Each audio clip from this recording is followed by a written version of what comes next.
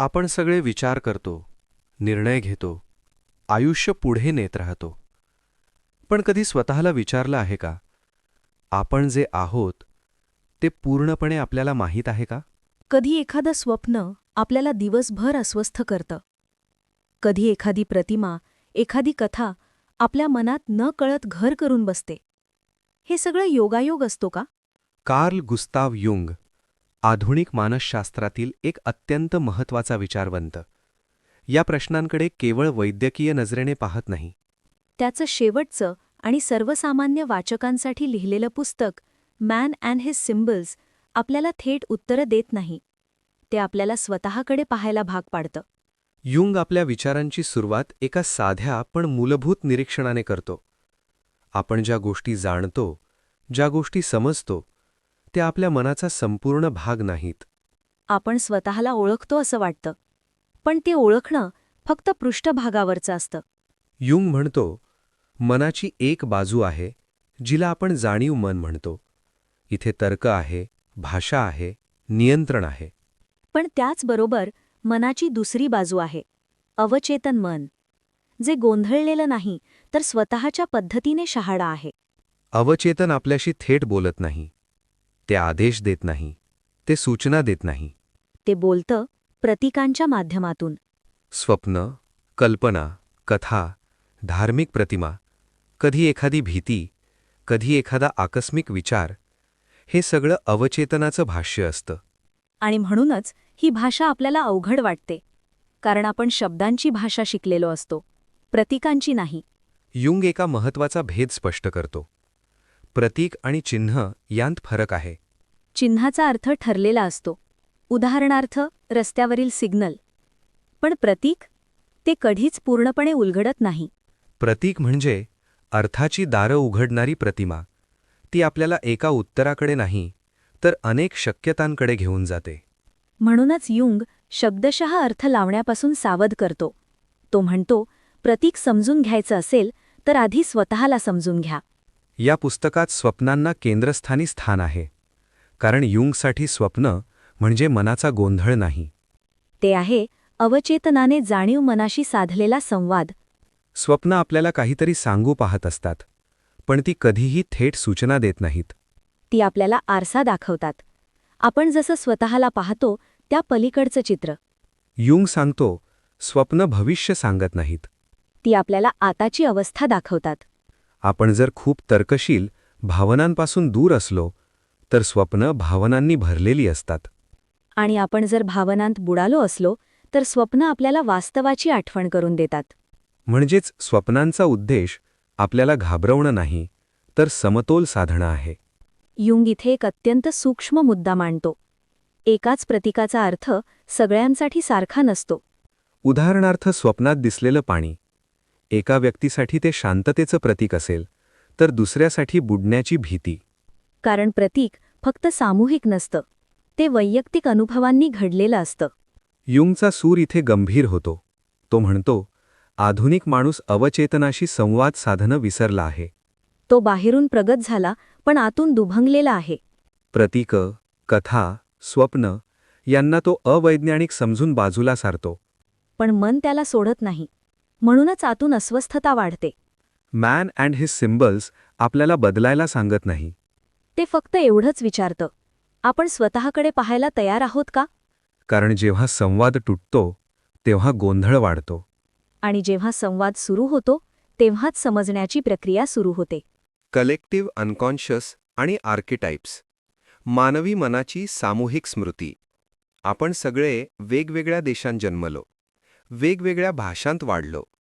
आपली संस्कृती, श्रद्धा, कथा वेगवेगळ्या. पण तरीही जगभरच्या कथा इतक्या सारख्या का वाटतात? आईची प्रतिमा सर्वत्र प्रेमळ का असते? नायक नेहमी संघर्षातूनच का जन्माला येतो? आणि अंधार, तो सर्व संस्कृतींमध्ये भीतीचाच का प्रतीक असतो? हा प्रश्न युंगला स्वस्थ बसू देत नाही. आणि याच प्रश्नातून जन्म घेतो त्याचा सर्वात धाडसी विचार, कलेक्टिव्ह अनकॉन्शियस.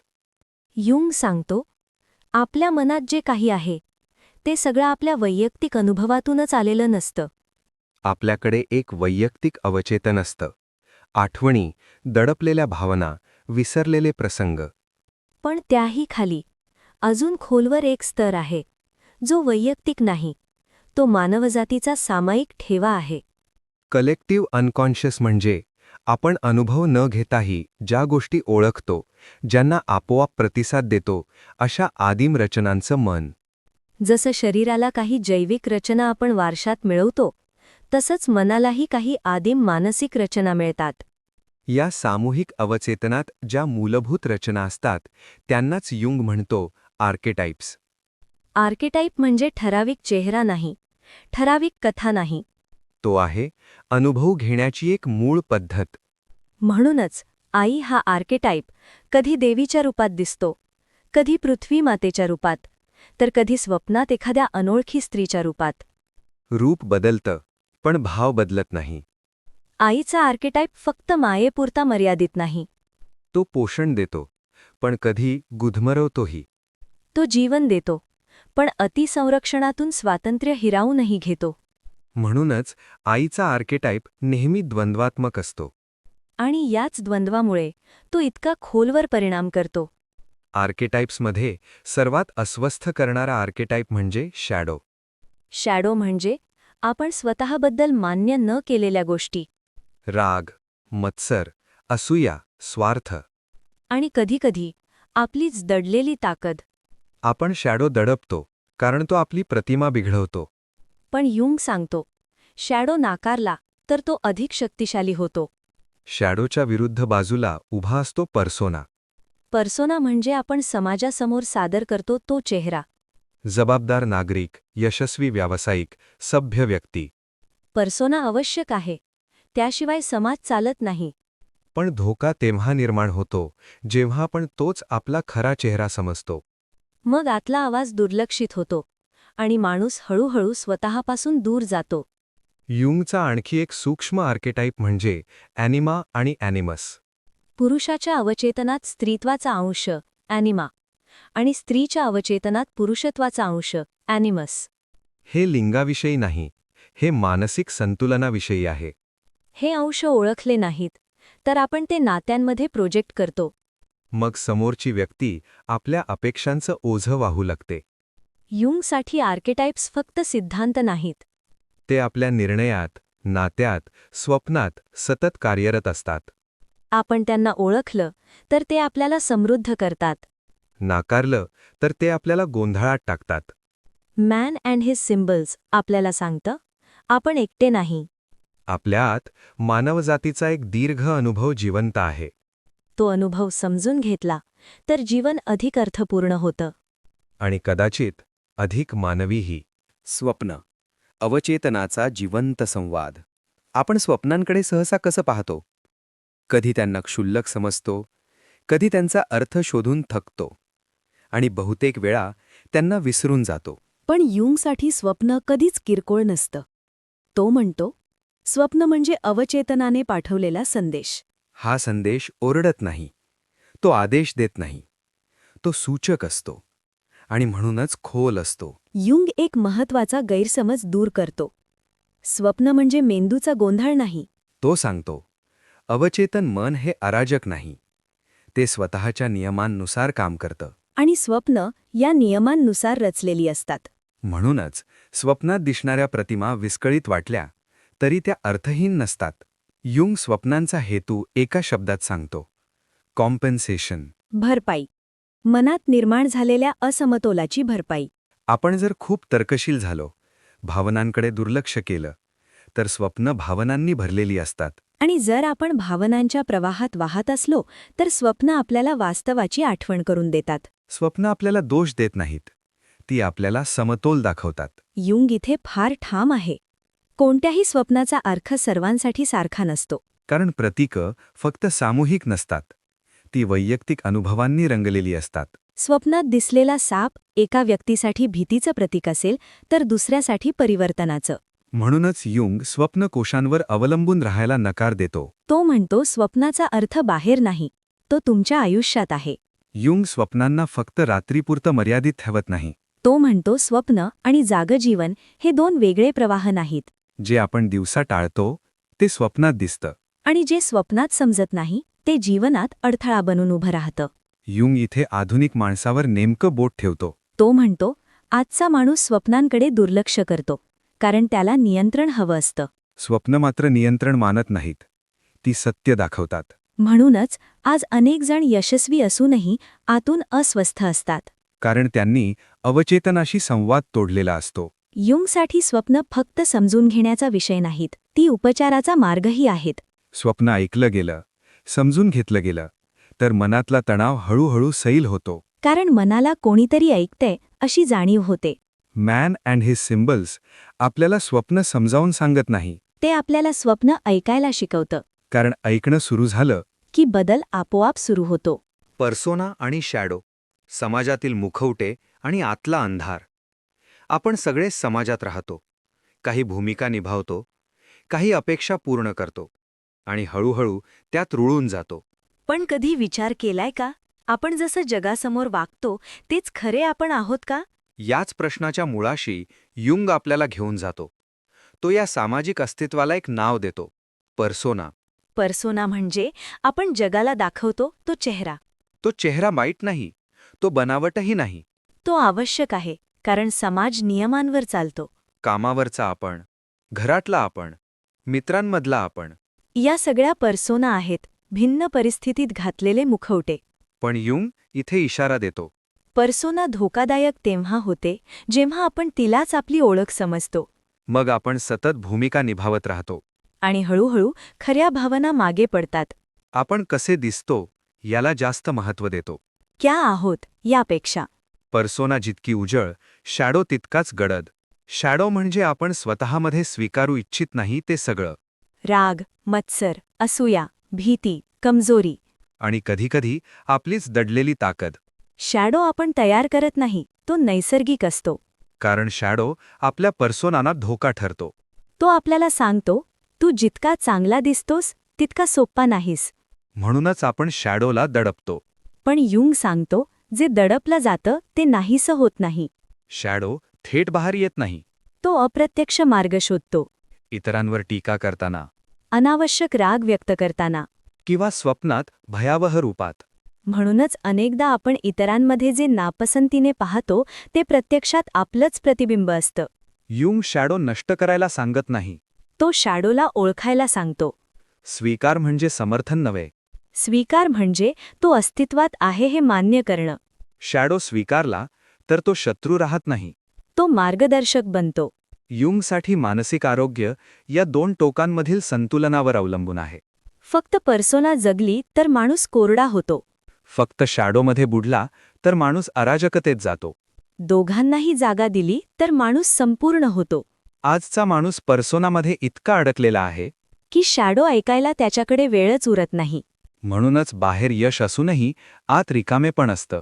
आणि त्या रिकामेपणाला नाव नसतं, पण वेदना असते. मॅन अँड हिज सिम्बल्स आपल्याला आरसा दाखवतं. तो आरसा सुखद नाही, पण तो खरा आहे. कारण स्वतःकडे पाहण्याचं धैर्य हेच खरं मानसिक स्वातंत्र्य आहे. आणि कदाचित याच ठिकाणी खऱ्या परिवर्तनाची सुरुवात होते. अनिमा आणि ॲनिमस, नात्यांमधील आरसा. आपण एखाद्याकडे आकर्षित होतो, कधी अतिशय वेगाने, कधी कारण न समजता. आणि कधी तीच व्यक्ती आपल्याला खोलवर दुखावते. प्रश्न असा पडतो, ही भावना इतकी तीव्र का असते? युंग म्हणतो, कारण आपण समोरच्या व्यक्तीत फक्त ती व्यक्ती पाहत नाही. आपण आपलाच एक दडलेला अंश पाहत असतो. युंगच्या मते प्रत्येक पुरुषाच्या अवचेतनात एक स्त्रीत्वाचा अंश असतो, ॲनिमा. आणि प्रत्येक स्त्रीच्या अवचेतनात एक पुरुषत्वाचा अंश, ॲनिमस. हे जैविक लिंगाबद्दल नाहीये. हे मानसिक पूर्णतेबद्दल आहे. संवेदनशीलता, कल्पनाशक्ती, भावनांशी जोड, हे ॲनिमाचे गुण. ठामपणा, तर्क, निर्णयक्षमता, हे ॲनिमसचे गुण. समस्या तेव्हा सुरू होते जेव्हा आपण या अंशाला ओळखत नाही. तो अंश अवचेतनात राहतो आणि मग बाहेर प्रोजेक्शनच्या रूपात येतो. म्हणजे आपण आपली अपूर्णता समोरच्या व्यक्तीवर टाकतो. मग प्रेम म्हणजे समोरच्याला समजून घेणं राहत नाही, तर आपल्या अपेक्षा पूर्ण करून घेणं होतं. युंग इथे एक कठोर सत्य सांगतो. आपण ज्या व्यक्तीवर प्रेम करतो ती व्यक्ती अनेकदा आपल्या ॲनिमा किंवा ॲनिमसची प्रतिमा असते. म्हणूनच सुरुवातीचं आकर्षण इतकं तीव्र असतं. कारण ते प्रेम नसतं, तो स्वतःशी झालेला पहिला संवाद असतो. पण जसजसा काळ जातो समोरची व्यक्ती आपल्या अपेक्षांप्रमाणे वागत नाही मग निराशा वाढते. आणि प्रेम हळूहळू संघर्षात बदलतं. युंग म्हणतो, प्रोजेक्शन तुटणं वेदनायक असतं. पण एच खऱ्या नात्याची सुरुवात असते. ॲनेमा किंवा ॲनिमस स्वीकारणं म्हणजे स्त्री-पुरुष होणं नाही. म्हणजे स्वतःमध्ये त्या गुणांना जागा देणं. पुरुषाने संवेदनशीलतेला कमजोरी समजू नये. आणि स्त्रीने ठामपणाला कठोरपणा समजू नये. युंगसाठी हेच मानसिक संतुलनाचं गमक आहे. युंग नात्यांना नाकारत नाही. तो म्हणतो, नाती ही स्वतःला ओळखण्याची संधी असतात. समोरची व्यक्ती आपल्याला त्रास देत असेल तर कदाचित ती आपल्याला आपलंच काहीतरी दाखवत असते. आजचा माणूस नात्यांमध्ये खूप काही शोधतो. पण स्वतःमध्ये डोकावायला घाबरतो म्हणूनच नाती पटकन जुळतात. आणि तितक्याच पटकन तुटतात. मॅन अँड हिज सिम्बल्स आपल्याला प्रेम शिकवत नाही, ते आपल्याला स्वतःशी प्रामाणिक व्हायला शिकवतं. कारण जेव्हा आतला अंश ओळखला जातो तेव्हाच ते समोरचं नातं खरं होऊ लागतं. माणूस श्रद्धा का ठेवतो? देव, कथा, मिथकं, पूजा अर्चा हे सगळं खरंच आवश्यक आहे का? की ही फक्त भीतीची देण आहे? अज्ञानातून जन्मलेली सवय? युंग इथे थांबतो. तो लगेच उत्तर देत नाही. तो प्रश्न विचारतो. जर श्रद्धा निरुपयोगी असती तर ती हजारो वर्ष टिकलीच नसती, नाही का? युंगच्या मते मिथकं म्हणजे खोट्या गोष्टी नव्हेत. ती आहेत मानवी मनाने स्वतःशी केलेला संवाद. जगभरातल्या संस्कृती पहा, कथा वेगळ्या आहेत. पण विषय सारखेच आहेत. जन्म, मृत्यू, संघर्ष, पुनर्जन्म, अंधार आणि प्रकाश. युंग म्हणतो, ही पुनरावृत्ती योगायोग नाही. ती कलेक्टिव्ह अनकॉन्शियसची भाषा आहे. देव म्हणजे काय? एक बाहेरचं अस्तित्व? युंग म्हणतो, देव ही मानसातील एक अत्यंत शक्तिशाली प्रतिमा आहे. ती प्रतिमा माणसाला स्वतःपेक्षा मोठ्या अर्थाशी जोडते. जेव्हा माणूस पूर्णपणे फक्त मीमध्ये अडकतो तेव्हा तो आतून कोरडा होऊ लागतो. आजचा माणूस खूप प्रगत आहे. विज्ञान, तंत्रज्ञान, तर्क सगळं आहे. पण युंग एक प्रश्न विचारतो, आजचा माणूस खरोखर शांत आहे का? की तो आतून अधिकच अस्वस्थ झाला आहे? युंग म्हणतो, जेव्हा बाहेरची प्रतीकं नाकारली जातात, तेव्हा माणस स्वतःच नवीन प्रतीकं निर्माण करतो. कधी न्यूरोसिसच्या रूपात, कधी अतिरेकी विचारसरणीत, कधी अंधभक्तीत, तर कधी पूर्ण अर्थशून्यतेत. युंग धर्माला नैतिक नियमांचा संच मानत नाही. तो धर्माला पाहतो एक मानसोपचार पद्धती म्हणून. युंग माणसाला आतल्या अराजकाला एक रचना देतो. प्रतीकांच्या माध्यमातून मनाला स्थैर्य मिळतं. आज आपण म्हणतो हे सगळं जुनं आहे. पण युंग सावध करतो, प्रतीकं नष्ट झाली तर मन विस्कळीत होतं. कारण मन फक्त तर्कावर चालत नाही, ते भावनांवर, प्रतिमांवर, अनुभवांवर जगतं. आजचा माणूस धर्म नाकारतो, पण अर्थ शोधणं थांबवत नाही. तो करिअरमध्ये, नात्यात, यशात तो अर्थ शोधतो. पण तो तिथे पूर्णपणे सापडत नाही. युंग अंधश्रद्धा समर्थित करत नाही, तो विज्ञान नाकारत नाही. तो म्हणतो माणसाला प्रतीकं हवीत, पण जाणीवेसह. श्रद्धा अंध असू नये. आणि तर्क कोरडा नसावा. युंगसाठी खरा धर्म बाहेर नाही, तो आत आहे. स्वतःच्या अनुभवातून अर्थ निर्माण करणं. हेच मानसिक परिपक्वतेचं लक्षण. मॅन अँड हिज सिम्बॉल्स आपल्याला देव दाखवत नाही, पण आपल्याला अर्थाची गरज का आहे हे समजावतो. कारण अर्थाशिवाय मन जगू शकत नाही. आणि प्रतीकांशिवाय तो अर्थ बोलू शकत नाही. आपण म्हणतो, तो माणूस मानसिकदृष्ट्या आजारी आहे. पण युंग विचारतो, मन आजारी पडतं की आपण मनाचं ऐकणं थांबवतो? हा प्रश्न अस्वस्थ करणारा आहे. पण तो टाळता येत नाही. युंगच्या मते न्यूरोसिस म्हणजे दोष नाही. तो म्हणजे मनाने दिलेला एक इशारा आहे. जेव्हा आपलं जाणीव मन एखादा सत्यभाग नाकारतं, तेव्हा अवचेतन लक्षणांच्या रूपात बोलू लागतं. भीती, अपराधभाव, नैराश्य, रिकामेपण, ही शिक्षा नाही. हा संवाद आहे. युंग म्हणतो, माणूस 2 जगांत अडकलेला असतो. एक, समाजाच्या अपेक्षा. आणि दुसरं, आतली खरी गरज. जेव्हा हे दोन्ही एकमेकांच्या विरोधात जातात, तेव्हा संघर्ष सुरू होतो. आपण आधी पर्सोनाबद्दल बोललो. तो समाजासाठी घातलेला मुखवटा. पण तोच मुखवटा खूप काळ घातला गेला तर आतला खरा आवाज दमतो. युंग म्हणतो, अनेक न्यूरोसिस ही मी कोण आहे या प्रश्नाची किंमत असते. आपण औषधं घेतो. उपचार करतो. काही लक्षणं पुन्हा पुन्हा येतात. कारण प्रश्न सुटलेला नसतो, लक्षणं हटवली जातात. पण अर्थ समजून घेतला जात नाही. युंगचा उपचार लक्षणं दाबत नाही. तो त्यांचा अर्थ विचारतो. स्वप्न, कल्पना, प्रतिमा, या सगळ्याला तो गंभीरपणे घेतो. कारण मन कवितेत बोलतं. सूत्रात नाही. युंग एक धाडसी विधान करतो. तो म्हणतो, वेदना म्हणजे अपयश नाही. त्या म्हणजे परिवर्तनाची सुरुवात. अनेकदा माणूस दुखल्याशिवाय बदलत नाही. आज चिंता, नैराश्य, रिकामेपण वाढतंय. कारण बाह्य यश आतली पोकळी भरत नाही. युंग म्हणतो, आजचे अनेक मानसिक आजार हे आत्म्याच्या उपासमारीचे लक्षण आहेत. मनाला फक्त सुविधा नाही. त्याला अर्थ हवा असतो. युंगचा उपचार तू बरा हो असं म्हणत नाही. तो विचारतो, तू स्वतःपासून दूर कसा गेलास? आणि हळूहळू तो परतीचा मार्ग दाखवतो. मॅन अँड हिज सिम्बल्स आपल्याला सांगत नाही की वेदना टाळा. ते आपल्याला शिकवतं, वेदनांकडे ऐकून पहा. कारण मन आपला शत्रू नाही. तो आपला सर्वात प्रामाणिक मार्गदर्शक आहे. अगदी योग्य ठिकाणी आपण पोहोचलो आहोत. हा भाग म्हणजे युंगच्या संपूर्ण विचार प्रणालीचं हृदय आहे. आत्तापर्यंत जे काही आपण पाहिलं, प्रतीकं, शॅडो, ॲनिमस, धर्म, वेदना, हे सगळं इथे येऊन एकत्र जुळतं. आपण आयुष्यभर एक प्रश्न विचारत राहतो, मी कोण आहे? पण बहुतेक वेळा आपण त्याचं उत्तर बाहेर शोधत राहतो. भूमिका, ओळखी, नाती, यश. पण युंग म्हणतो, इंडिव्हिज्युएशन म्हणजे काहीतरी मिळवणं नाही. तर जे आधीपासून आत आहे त्याच्याशी भेटणं. हा फार महत्वाचा मुद्दा आहे. इंडिव्हिज्युएशन म्हणजे परफेक्ट माणूस होणं नाही. तर अपूर्णतेसह स्वतःला स्वीकारणं. युंग म्हणतो, पूर्णत्व म्हणजे प्रकाश आणि अंधार दोन्हींचं एकत्र अस्तित्व. आपण शॅडोबद्दल आधी बोललो. तो दडलेला, नाकारलेला भाग. इंडिव्हिज्युएशनची सुरुवात शॅडोला ओळखण्यापासून होते. त्याला नाहीसा करण्यासाठी नाही, तर त्याची जबाबदारी स्वतः घेण्यासाठी. बहुतेक लोक स्वतःपासून पळत राहतात. व्यस्ततेत, नात्यांत, मनोरंजनात. पण युंग म्हणतो, जो स्वतःपासून पळतो तो आयुष्यभर रिकामेपणातून पळत राहतो. इंडिव्हिज्युएशनमध्ये ॲनिमस फार महत्वाचे आहेत. कारण ते आपल्याला आतून संतुलित करतात. संवेदनशीलता आणि तर्क भावना आणि निर्णय. यांचा समन्वय म्हणजे मानसिक प्रगल्भता. युंग स्वप्नांना खूप महत्त्व देतो. कारण इंडिव्हिज्युएशन जाणीव मन एकटं करू शकत नाही. स्वप्न आपल्याला तो मार्ग दाखवतात जो आपण जागेपणी टाळत असतो. इंडिव्हिज्युएशन झालं म्हणजे वेदना संपतात का? नाही. पण वेदनांचं स्वरूप बदलतं. त्या शत्रू राहत नाहीत. त्या शिक्षक बनतात. इंडिव्हिज्युएटेड माणूस समाजापासून तुटत नाही. तो समाजात राहतो. पण स्वतःला गमावत नाही. युंग म्हणतो, असा माणूस समाजासाठीही उपचारक ठरतो. युंग म्हणतो, इंडिव्हिज्युएशन बहुतेक वेळा आयुष्याच्या दुसऱ्या टप्प्यात सुरू होतं. जेव्हा बाह्य यश पुरेसं वाटेनासं होतं. तेव्हा आतला प्रश्न उभा राहतो. आता पुढे कशासाठी? युंग मृत्यूकडे भय म्हणून पाहत नाही. तो मृत्यूला पूर्णत्वाच्या प्रक्रियेचा भाग मानतो. इंडिव्हिज्युएटेड माणूस मृत्यूला टाळत नाही. तो त्याला आयुष्याच्या अर्थाशी जोडतो.